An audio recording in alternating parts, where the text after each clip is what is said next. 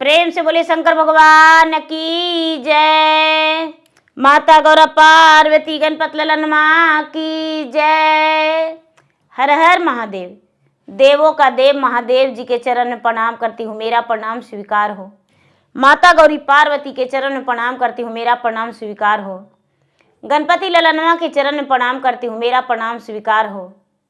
माता और पिताजी के चरण में प्रणाम करती हूँ, मेरा प्रणाम स्वीकार हो। धरती पर बैठे धरती माता के चरण में प्रणाम करती हूँ, मेरा प्रणाम स्वीकार हो। सब देवी देवताओं के चरण में प्रणाम करती हूँ, मेरा प्रणाम स्वीकार हो। सब गुरु भैया बहना के चरण में प्रणाम करती हूँ, मेरा प्रणाम स्वीकार हो।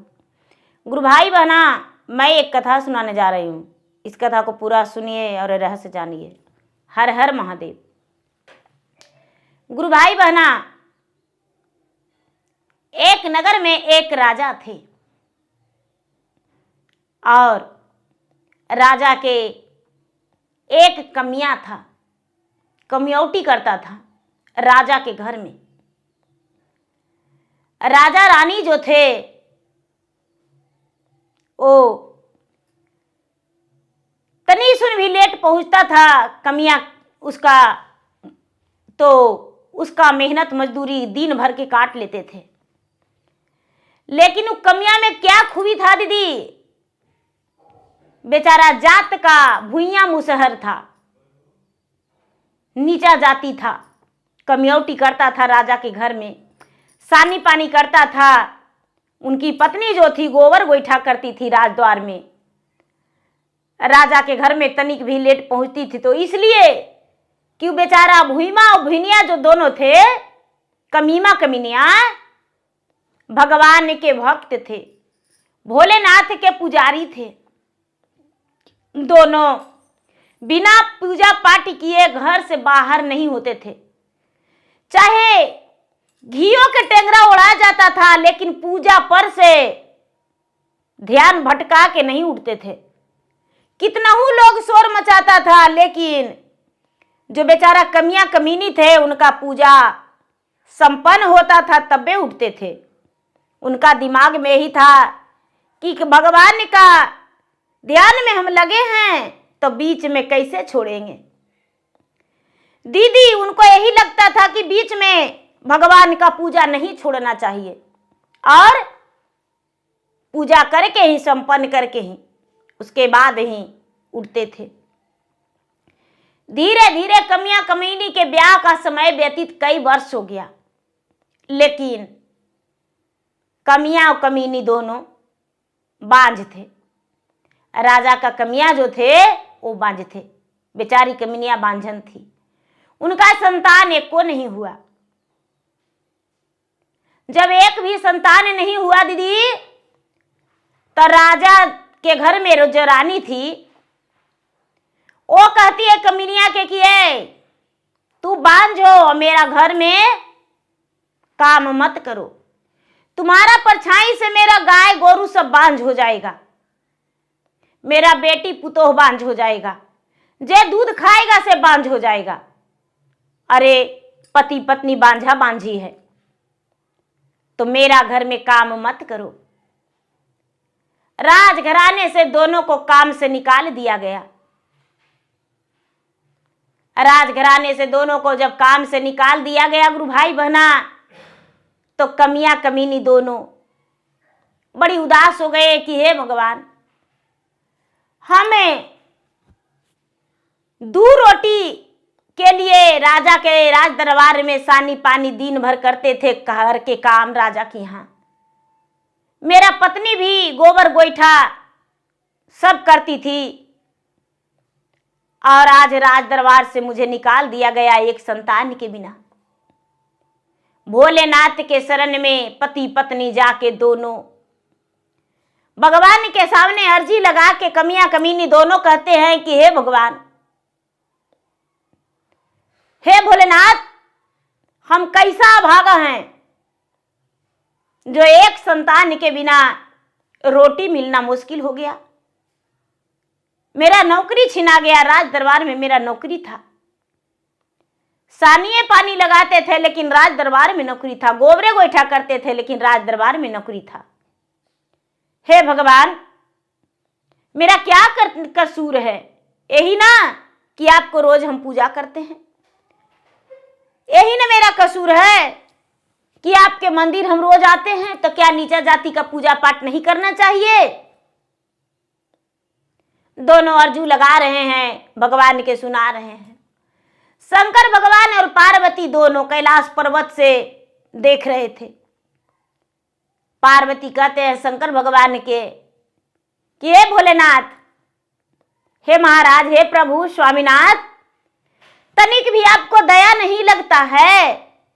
देखिए तो आपका भक्त कैसे चिल्ला रहा है, कैसे रो रहा है, और आपको तनिक भी उसके लिए दया नहीं है। शंकर भगवान कहते हैं कि हे देवी, उसका भाग्य में कोई संतानें नहीं है, उसको हम क्या देंगे? किसके भाग का दे देंगे? पार्वती कहते हैं कि नहीं महाराज, आप उसको एगो संतान दे दीजिए, आपको संतान देना पड़ेगा उसको। शंकर भगवान कहते हैं कि उसका संतानें नहीं लिखा हुआ है, तो कैसे देंगे संतान? पार्वती, औरत की जात जो है जिद्दी होती है,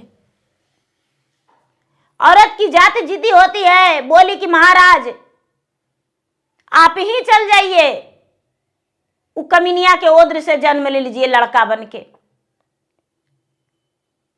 शंकर भगवान गुस्सा में गुरु भैया पार्वती के कह दिए कि तो जब इतना दया लगता है भक्त पर, मेरा भक्त पे, तो आप ही चल जाइए, उसका ओद्र से जन्म ले लीजिए बेटी बन के। अब पार्वती के आ गया गुस्सा कि लगता है कि मुझसे भोलेनाथ का जरूरत नहीं है। पार्वती कहते हैं कि तो ठीक है, उसका ओद्र से हम जन्म लेंगे, लेकिन सोच लीजिए जब तक आप हमको खोजिएगा नहीं एक मानव रूपी में, तब तक हम कैलाश पर्वत पे नहीं आवेंगे। शंकर भगवान कहते हैं कि तो ठीक है, जब यही बात है तो आपको हम ढूंढ निकालेंगे। जब आप मानव रूपी में जा रहे हैं, मनुष्य तन में कोई शक्ति का प्रयोग नहीं करेंगे, तो हम भी वही बिना शक्ति के प्रयोग किए हुए आपको ढूंढ निकालेंगे और आपको कैलाश पर्वत हम अवश्य लेकर आएंगे। कहते हैं कि तो ठीक है। पार्वती जो है दीदी क्या किए कि बेचारी भुनिया जो थी मुसहरनिया, उसका गर्भ में धारण ले लिए, गर्भ में धारण ले लिए। बेचारी कमीनिया अपना पति से कहती है कि ये जी लगता है कि मेरा पेट में कुछ कुलबुलाता है, मेरा पेट में हलचल होता है। मुसहर जो है कमीमा, वो कहता है कि हो सकता है भगवान के दया लगा होगा तो तुम्हारा पेट में बच्चा होगा। मुसहरनिया कहती है कि लग तो रहा है वैसा ही, लेकिन डर से दीदी किसी को कहने नहीं गई कि भाई मेरे साथ ऐसा हो रहा है। भोलेनाथ के नाम लिखी, हे भोलेनाथ। सब लोग हमको ताना देते हैं कि ज्यादा पूजा पाठ करती है वही से बांझ है, लेकिन कोई बात नहीं, हम पूजा पाठ करने को लिए नहीं छोड़ेंगे। भला पूजा करने से कोई अंधा हो सकता है? जैसी हम पूजा करते हैं आपको तो हम बांझ हो जाएंगे? ऐसा नहीं हो सकता है। हम पूजा जरूर करेंगे आपको।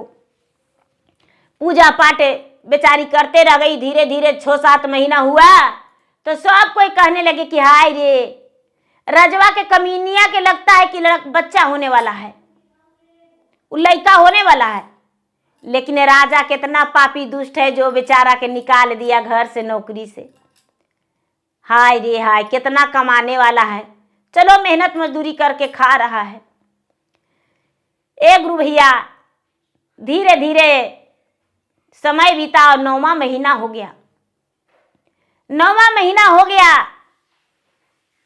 तो कमीनिया के गर्भ से एक सुंदर कन्या जन्म ली। और जब कन्या जन्म ली तो ना तो कमीवा में मिल रहा है ना कमीनिया में, एकदम इंद्र के परी जैसा कन्या जन्म ली।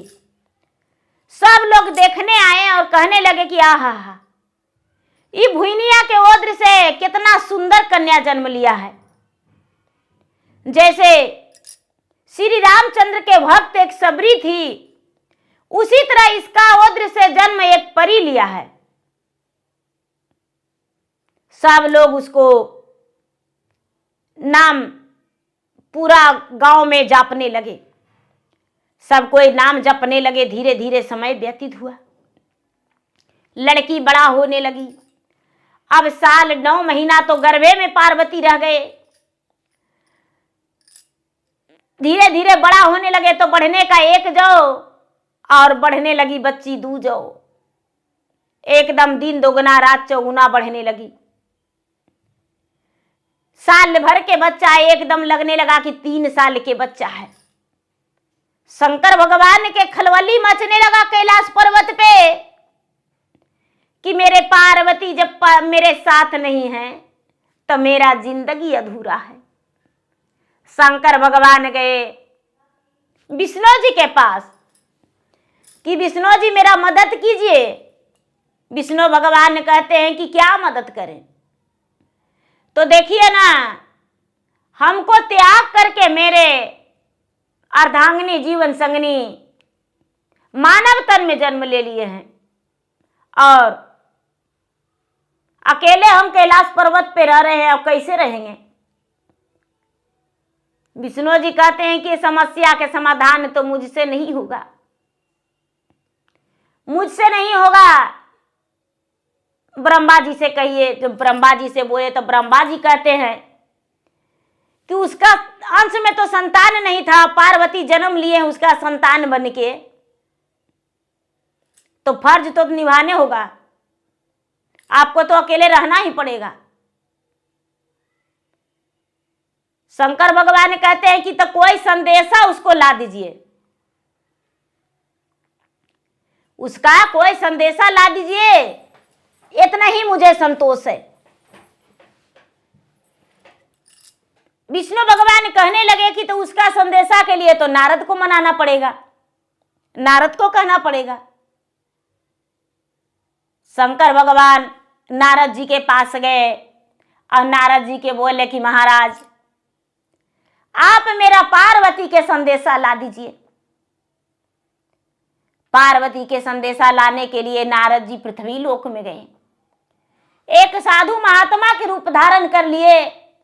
तो नारद जी के तो लग रहा था कि वो तो देवी हैं, तो देवी बन के रहेंगे तो तुरंत पछना जाएंगे, लेकिन वो तो कन्या रूपी धारण थे, एक छोटी कन्या, और वो में कमियां कमीनी के, जो दिन भर खेत में काम करने वाला है उसका बेटी बन के रह रहे थे। नारद जी चारों कोना पृथ्वी पर घूम लिए, लेकिन पार्वती को पता नहीं चला, पार्वती को पता नहीं चला। नारद जी सोचते हैं कि हे परमेश्वर, ये तो बहुत बड़ी बात है, पार्वती के तो कोने कोने में खोज लिए लेकिन पते नहीं चल रहा है। चले गए लौट के शंकर भगवान के पास और जाके कहने लगे कि महाराज देवी पार्वती को तो पता ही नहीं चल रहा है, हम कहां ढूंढे, हम ढूंढे तो कहां ढूंढे। शंकर भगवान का देह रोम रोम सिहर गया कि जब नारद जी से पता नहीं चला है तो हम कैसे ढूंढेंगे, और रोहू में मानव रूपी बन के मुझे ढूंढना है, एक मनुष्य का तन बना के ढूंढना है, हम कैसे ढूंढेंगे? बड़ा संकोच में पड़ गए। शंकर भगवान जो हैं एक ब्राह्मण का रूप धर लिए, एक ब्राह्मण का रूप धर लिए, अपना शक्ति सब त्याग कर दिए। कैलाश पर्वते पर अपना शक्ति सब त्याग करके और पृथ्वी पर चले गए, एक ब्राह्मण बन के। ब्राह्मण बन के दरवाजे दरवाजे भोलेनाथ ब्राह्मण बन के भिक्षा मांगने लगे। जब भिक्षा मांगने लगे तो कई गांव मांगे, लेकिन पृथ्वी इतना बड़ा है, कहां से तुरंत पता लगेगा। अब क्या करते हैं शंकर भगवान की, दिन भर भिक्षा मांगते हैं और सांझ के कैलाश पर्वत पे चले जाते हैं। उनका तीनों लोक को भी रखवाली करना है और पार्वती को भी ढूंढना है। धीरे धीरे धीरे धीरे धीरे धीरे समय बीतते बीतते साल भर, 2 साल, 3 साल, 4 साल, 5 साल, 10 साल हो गया। पार्वती का शंकर भगवान से बिछड़े हुए 10 वर्ष हो गया। अब शंकर भगवान एकदम व्याकुल हो गए कि अब कहां हम ढूंढें। ढूंढते ढूंढते ढूंढते ढूंढते ढूंढते पार्वती जो है अपने माता पिता के साथ यानी कमीमा और कमीनिया के साथ खेत में धान का फसल काट रहे हैं। धान का कटनी चालू था। पार्वती अपना माता पिता के साथ धान काट रहे हैं। शंकर भगवान उसी रास्ते से ब्राह्मण रूपी धारण करके जा रहे हैं। वहां तो अपना शक्ति का प्रयोग करना ही नहीं था। कमीमा कमीनिया देखा तो कहता है कि पंडित जी कहां जा रहे हैं? तो अरे गांव में भिक्षा मांगने जा रहे हैं। तो गांव में भिक्षा मांगने जा रहे हैं, एक पंजा दे देते हैं, धान ले लीजिए। और मेरा एक बेटी है, इसका देखिए तो ब्याह कहां लिखता है, ब्याह कहां लिखता है, इसको ब्याह कर देंगे। 10 साल के है पंडित जी, लेकिन लगती है 20 साल के। इसको शादी करना बहुत जरूरी है। शंकर भगवान जो है एक ब्राह्मण रूप धारण कर ले थे। पोथी पत्रा हाथ में लिए थे, कमंडल हाथ में लिए थे, चूटा कमंडल, हाथ में लाठी। बैठ गए कमीमा कमीनिया के पास और उसका पतरा में देखने लगे। जब पतरा में देखने लगे तो देखते हैं कि इसका जोड़ी तो कोई बरे नहीं बना है। इसका जोड़ी कोई बर नहीं बना है। पंडित जी सोचते हैं तो शंकर भगवान थे, भले वो अपना शक्ति को त्याग किए थे दिन भर के लिए। पंडित जी सोचते हैं कि आहा, हम पार्वती को तो चारों नगर ढूंढ लिए, लेकिन पार्वती तो मेरा यही है। जाके कहते हैं पंडित जी कमीमा से कमीनिया से कि देखिए, एक वो आपको बेटी से हमको बात कहना है, उसके बाद आपका बेटी का पतरा देखेंगे। कहते हैं कि तो क्या देखे, क्या बात करना है, हमको सामने कीजिए। तो नहीं, अलगे ले जाके करेंगे। शंकर भगवान एती से ओती ले गए कमीनिया के बेटी के और जाके कान में कहते हैं कि पार्वती ख्याल कीजिए, हम आपको ढूंढ लिए। आप भी बोले थे कि हम मानव रूपी रहेंगे और हम भी मानव रूपी में हैं। हम भी अपना शक्ति का प्रयोग नहीं कर रहे हैं। अब इतना ही नहीं, 7 साल से खोज रहे हैं, 8 साल से, 11 साल हो गया दूर होले, तो इसलिए हम आपको ढूंढ लिए। पार्वती तुरंत पहचान गए। कहते हैं कि महाराज, हम भी आपको समझ गए कि आप सच्चे मेरे पति हैं और मुझ पे ही हैं। आप किसी प्राय स्त्री पे नजर नहीं फेरे हैं, इसलिए मुझे पहचान लिए।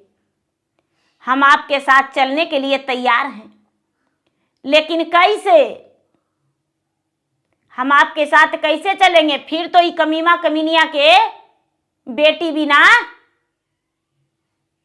सूने हो जाएगा, संतान बिना। एगो हम इसका उद्र से जन्मे लिए हैं। तो अब देखिए, सब कोई कहता है कि मेरा काम कर दो, मेरा काम कर दो, इसका काम मिल जाता है, बांझ कोई नहीं कहता है। और यदि इसका बेटी इसके नजर के सामने मर जाएगा तो दोनों प्राणे दे देगा। शंकर भगवान कहते हैं कि तब अब क्या किया जाए? ठीक है, क्या किया जाए? देखिए, पार्वती जो थे तो कमीनिया एक गाय रख ली थी। अब गैया थी बूढ़ी, गैया बूढ़ी थी। तो पार्वती जो थे कन्या रूपी धारण करके कमीनिया के पास, तो गैया के रोज एक रोटी खिलाते थे, एक रोटी रोज खिलाते थे। घास भूसा ला के रोज पार्वती देते थे। तो उस दिन शंकर भगवान से बोल दिए कि ठीक है महाराज, कल हम निर्णय लेंगे, आप जाइए। शंकर भगवान तो क्या भिक्षा मांगेंगे, वो तो पार्वती के खोजिए रहे थे। तो दीदी पार्वती के खोज ढूंढ के जब पार्वती मिल गए तो वहां से कैलाश पर्वत पे चले गए। जब कैलाश पर्वत पे चले गए दीदी, तो पार्वती क्या करते हैं कि गैया के जाके गला में लपट के और कहते हैं कि हे गौ माता, हम तुमको बहुत रोटी खिलाए हैं और बहुत भोजन कराए हैं, प्रतिदिन तुमको हम स्नान करवाए हैं, लेकिन आज तुम्हें मेरा मदद करना होगा। गैया एकदम बूढ़ी थी, जुलजुल थी, बेचारी के गैया के पैर में पैर बज जाता था, चलने में पैर में पैर बज जाता था। चलती थी जो थरथराती थी गैया, एकदम उसका दम टूटने वाला था। गैया भगवान से ही रोज कहती थी कि हे भगवान भोलेनाथ, चलते फिरते मेरा म्योवत दे दीजिएगा, हमको 10 दिन और 15 दिन छटपटाइएगा नहीं, दूसरा के सहारे हमको उठक बैठक नहीं करना पड़े। रोज भगवान से प्रार्थना करती थी गैया। गला में लपटा के जो कमीमा के बेटिया थी वो जाके बोली कि देखो गौ माता, मेरे साथ यही समस्या है कि इसको तो संतान नहीं होता था, तब इसका ओद्र में पुत्री बन के जन्म ले लिए हैं और हम चाहते हैं कि इसका मदद अब तुम करो। गौ माता कहती है कि तो हे माते, आपका साक्षात मेरा दर्शन है, आप जैसे कहेंगे वैसे हम मदद करने को लिए तैयार हैं, हम वैसे मदद करने के लिए तैयार हैं। तो कहते हैं कि तो ठीक है, कल जब सुबह प्रातः काल 5 बजेगा और जखनी मेरे माता पिता जागेंगे और मुझे जगाने जाएंगे, तो हम जाग के माता पिता के आज्ञाकारी कुछ आज्ञा को मान के और उसके बाद खड़ी होवेंगे तो हम गिर जाएंगे, हमको चक्कर लग जाएगा, हम गिर जाएंगे, यानी हम इस शरीर को त्याग कर देंगे और तुम अपना दम तोड़ के इसको में प्रवेश कर जाना। गैया बोली कि ठीक है माते, हम यही करेंगे, हम आपका मदद अवश्य करेंगे। पार्वती जो है, रात्रि का समय बीता, सुबेरा 5 बजा और जब 5 बजा तो